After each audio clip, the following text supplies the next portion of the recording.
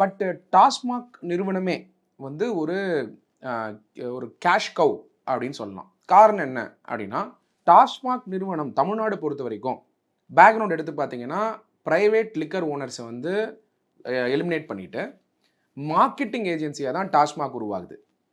இந்த டாஸ்மாக் உருவாகும் பொழுது யூனிஃபார்மாக தமிழ்நாடு முழுக்க 6000+ கடை இருக்குதுன்னு நினைக்கிறேன். வில்லேஜஸ்ஸு, டவுன்ஸு, சிட்டிஸு எல்லாமே வந்து ரீஆர்கனைஸ் பண்ணி சப்ளை செயின் வந்து கரெக்டாக கொண்டு போகணுங்கும்போது வரக்கூடிய ஆளுங்கட்சி, அதாவது இப்போ இருக்கக்கூடிய ஆளுங்கட்சி டிஎம்கேல இருக்கக்கூடிய பல பேர் இன்ஜினியரிங் காலேஜு, ரெண்டாவது வந்து டிஸ்டிலரிஸ் நடத்துவாங்க.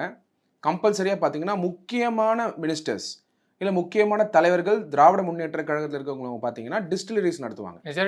மெஜாரிட்டி ஆஃப் கம்பெனி வந்து அவங்க தான் வச்சிருக்காங்க, ஃபேக்டரி ஓன் பண்ணிருக்காங்க. அப்சல்யூட்லி டிஸ்டிலரிஸ் நடத்துகிறாங்க. அவங்க யாருமே மது விற்கிற வந்து ஒரு பேட் நேம் இல்லை. இதே வந்து லிக்கர் ஷாப் வைக்க சொல்லியிருந்தா டிஎம்கேல இருக்கிற ஒரு எம்எல்ஏவோ இல்லை மினிஸ்டரோ அந்த லிக்கர் ஷாப் நடத்தியிருந்தாருன்னு வச்சுக்கோங்க, இல்லை அவங்க குடும்பத்தை சார்ந்து நடத்தியிருந்தாங்கன்னா கெட்ட பேர் வரும். ஸோ என்ன மாடல் தமிழ்நாட்டில் கிரியேட் பண்ணாங்கன்னா, டாஸ்மாக் பொறுத்த வரைக்கும் மார்க்கெட்டிங் செல்லிங் வந்து தமிழ்நாடு கவர்மெண்ட்.